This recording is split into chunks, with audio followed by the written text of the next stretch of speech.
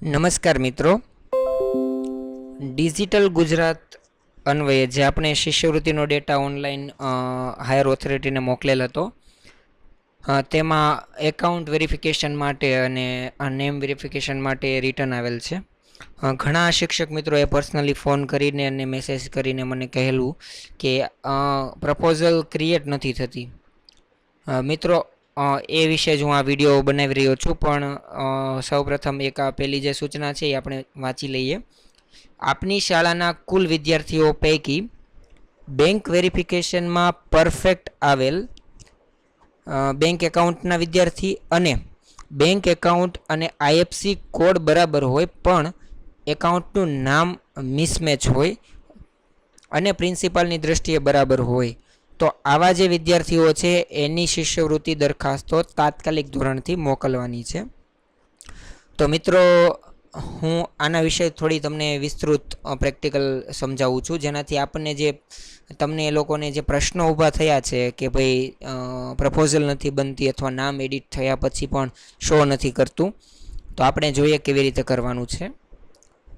School MIS પર click કરવાથી આપણને જે ઓપ્શન મળે છે તેમાં એડિટ ઇનવેલિડ એકાઉન્ટ ડિટેલ્સ ઉપર આપણે ક્લિક કરવાની છે. અહીં આપ જોઈ શકો છો કે પહેલાં ઇનવેલિડ એકાઉન્ટ માટે પણ ઓપ્શન હતો જે હવે શો નથી કરતું. બરાબર, આપણે પહેલાં અહીંયાથી ઇનવેલિડ બેંક એકાઉન્ટની ડિટેલ્સ કરી શકતા હતા, હવે ડાયરેક્ટ નેમ મિસમેચ હોય એની જ ડિટેલ અહીંયાથી શો થઈ શકે છે. તો આપણે એક ઉદાહરણરૂપ જોઈએ કે મારી સ્કૂલમાં વિદ્યાર્થીઓ છે જેના નામ મિસમેચ છે. આપણે એક સિકંદર અનવર છે એનું એક ઉદાહરણ જોઈશું કે એ બીજા ધોરણમાં ભણતો વિદ્યાર્થી છે અને તેનું નામ મિસમેચ છે અને એનું બેંક એકાઉન્ટ નંબર અને એનો જે IFSC કોડ છે એ બરોબર છે. કદાચ જો બેંક એકાઉન્ટમાં નામ મિસમેચ હોય અને તમે જોઈ શકો કે નામના સ્પેલિંગમાં કંઈ મિસ્ટેક રહી ગઈ હોય તમારા છેડેથી, તો આપ એડિટ નામ કરીને પહેલાં નામ એડિટ કરી શકો છો. પરંતુ જો આપ નામ એડિટ કરવા ન માગતા હોય અને નામ ઓકે જ હોય અને તમારે વેરીફાઈ કરવું હોય એઝ અ પ્રિન્સિપાલ, તો નેમ વેરીફાઈડ બાય પ્રિન્સિપાલ છે તેના પર ક્લિક કરવાની છે. ઘણા મિત્રો અહીંયા સુધી તો બરાબર જ કરતા હોય છે. તમને એક ઓપ્શન આવશે જ્યારે નેમ વેરિફિકેશન માટે તમે ઓકે આપશો ત્યારે તમને એક સંમતિ આપતું એક કન્ફર્ગેશન અને કન્ફર્મેશન મેસેજ આવશે કે તમે કન્ફર્મલી આ કરવા માગો છો, તો તમારે એગ્રીમેન્ટમાં ઓકે આપવાનું છે, જેનાથી પર્ટિક્યુલર વિદ્યાર્થી છે એ એનું નામ મિસમેચ હોવા છતાં તમે સંમતિ આપી છે એ ઓકે થઈ જશે. હવે મિત્રો, સિકંદર છે એનું નામ અહીંયા ઓકે થઈ ગયું છે. આ એક ઉદાહરણ સ્વરૂપ એક વિદ્યાર્થીનું હું તમને બતાવું છું. તમારે તો દરેક વિદ્યાર્થીનું આવી રીતે સંમતિ આપવાની રહેશે. હવે આપણે જોઈએ કે પ્રપોઝલમાં આ વિદ્યાર્થીનું નામ કેવી રીતે એડ કરવું છે. હવે મિત્રો, ક્રિએટ પ્રપોઝલ જેમ આપણે કરતા હતા એમ જ કરવાની છે. આ વિદ્યાર્થી SCBCનો છે, બીજા ધોરણનો, એટલા માટે હું બીજા ધોરણની SCBC અંતર્ગતની જે સ્કોલરશિપની માહિતી છે એ હું શો કરાવીશ. તો એ વિદ્યાર્થીનું નામ છે એ અહીંયા શો થાય છે કે નહીં, પહેલાં તો આપણે એ જોઈશું.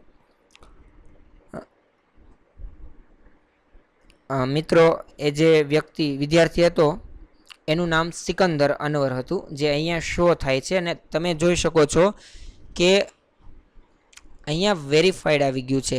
માત્ર જે વિદ્યાર્થીનું નામ પ્રિન્સિપાલ વેરીફાઈ આપશે ત્યાં જ આવું વેરિફિકેશન થયેલું બતાવશે, જ્યારે કે અહીંયા નોટ રિક્વાયર્ડ બતાવે છે, એટલે કે હજી વેરિફિકેશન થયું નથી.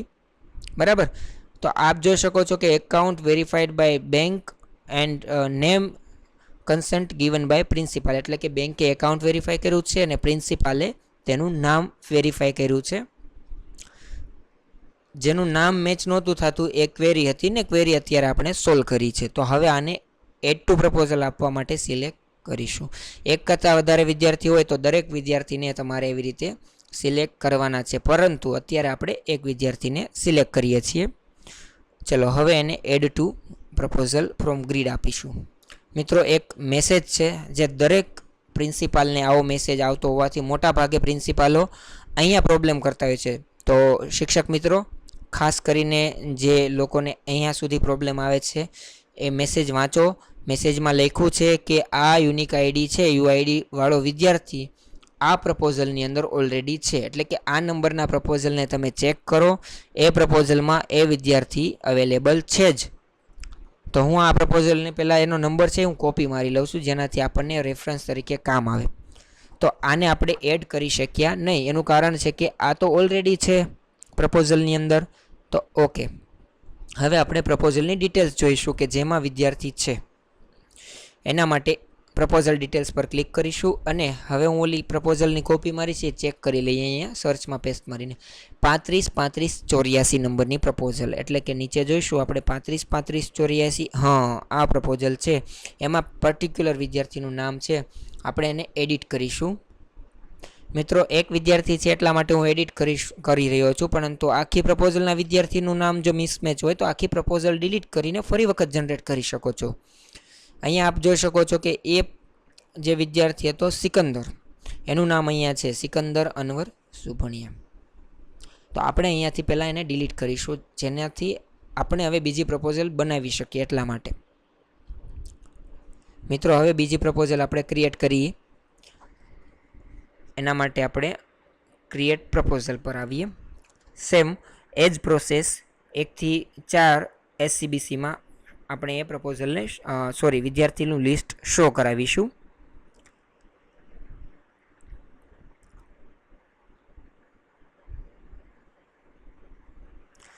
તો આ લિસ્ટની અંદર સિકંદરનું નામ છે. હવે આપણે એને સિલેક્ટ કરીને add to proposal from grid આપીશું. ઓકે, તો પ્રપોઝલ ક્રિએટ થઈ ગઈ છે. મિત્રો, આપ જોઈ શકો છો કન્ફર્મેશન મેસેજ મળેલ છે. હું હવે એને પ્રપોઝલમાં છે કે નહીં એ પણ ચેક કરું. એની પહેલાં નીચે જશો તો તમને પ્રપોઝલ નંબર પણ મળ્યો હશે. અહીંયા આપ જોઈ શકો છો પ્રપોઝલ નંબર 67-47-12. આ નંબર અહીંયા બનેલ છે. તો આપણે એ નંબરની પ્રપોઝલમાં વિદ્યાર્થીનું નામ જોઈ શકીશું. બરાબર. તો પ્રપોઝલ ડિટેલ્સની અંદર 67-47-12 જે પહેલી જ પ્રપોઝલ છે એમાં એક વિદ્યાર્થી છે અને વ્યૂ આપશું તો એ સિકંદરનું નામ એમાં છે કે નહીં એ પણ આપણે વેરીફાઈ કરી લઈએ.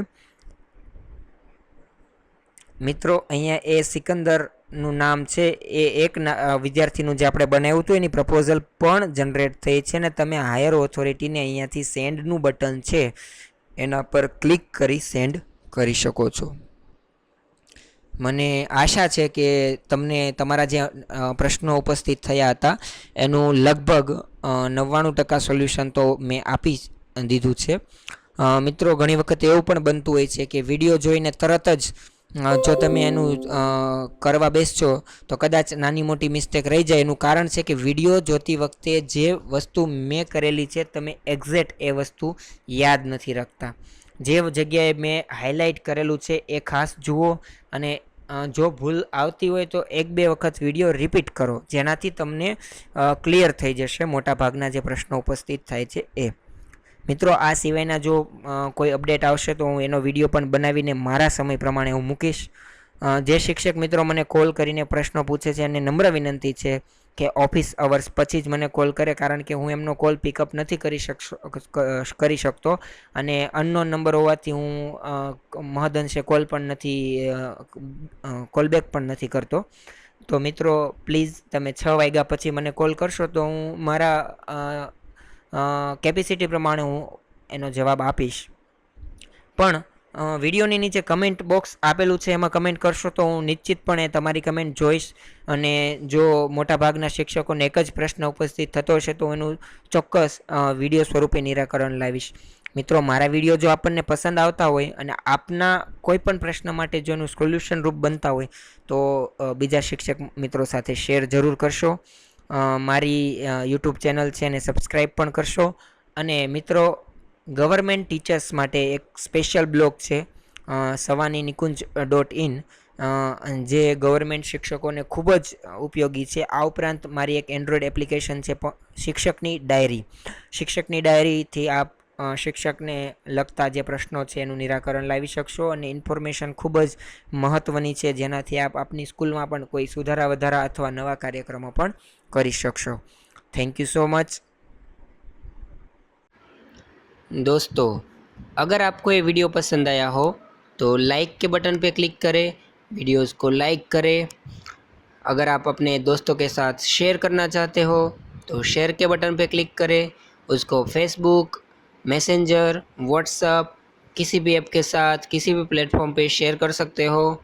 अगर आपको हमारे सभी वीडियोस पसंद आते हो और यूज़फुल लगते हो तो हमारे भविष्य में आने वाले वीडियो को देखने के लिए हमारी इस चैनल को सब्सक्राइब करना ना भूलें। सब्सक्राइब करने के लिए रेड कलर का जो सब्सक्राइब बटन है उसके ऊपर क्लिक करें, वीडियोस को सब्सक्राइब करें और उसके भविष्य में आने वाले वीडियो का भी लाभ लें। Thank you so much.